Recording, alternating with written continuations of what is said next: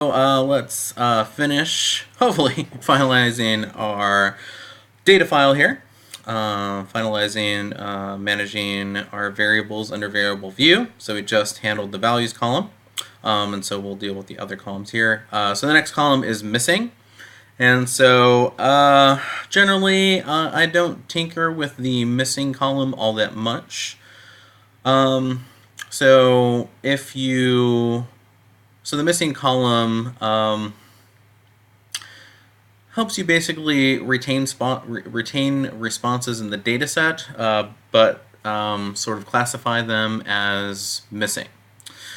So, for example, if we had, say, one person respond with other for gender, and we were analyzing the data, and we only could compare men to women if we had enough men and women to compare to each other, but we only had one other response, and we wanted to retain this person's information in the data file but exclude them from any of the analyses, we could code 2 as missing. So we can go into missing, and then we could recode 2 as missing.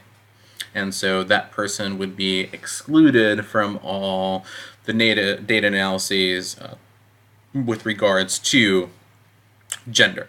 So if we're comparing differences between gender categories here, it would compare all the men to women and then leave the other response out.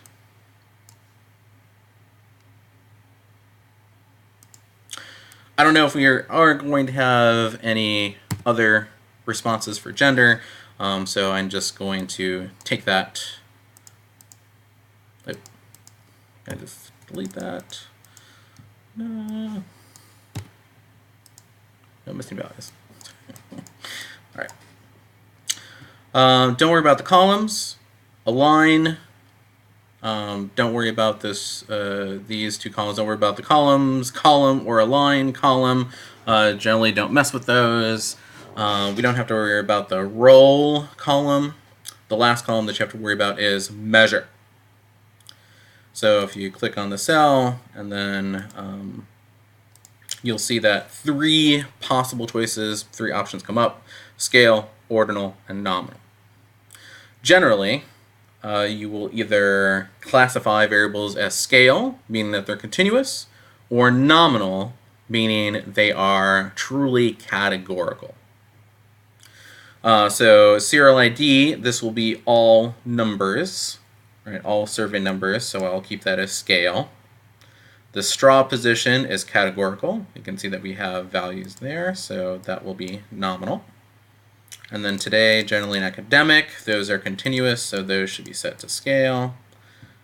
Participant gender is categorical, should be set to nominal.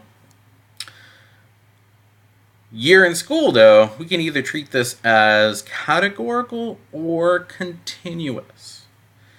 And it depends on how you want to analyze the data, since we can treat it as continuous or categorical. Yeah, we can do both. So maybe I'll just retain that as scale, since it can be both. And then for ethnicity, this is truly categorical variable, so I'll set that as nominal. And there you go. Save. Save early, save often. Save.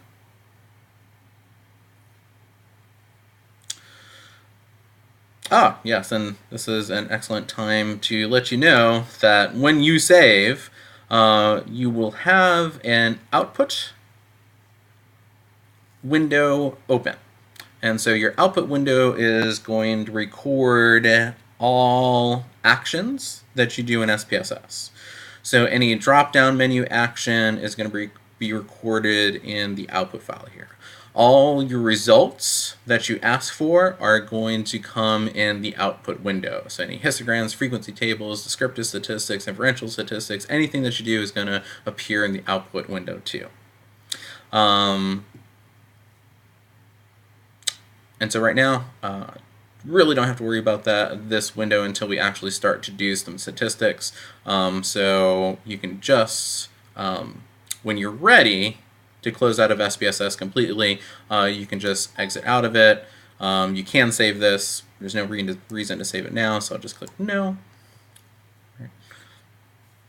And then you can click out of SPSS if you want to, although we are ready to start to input our data.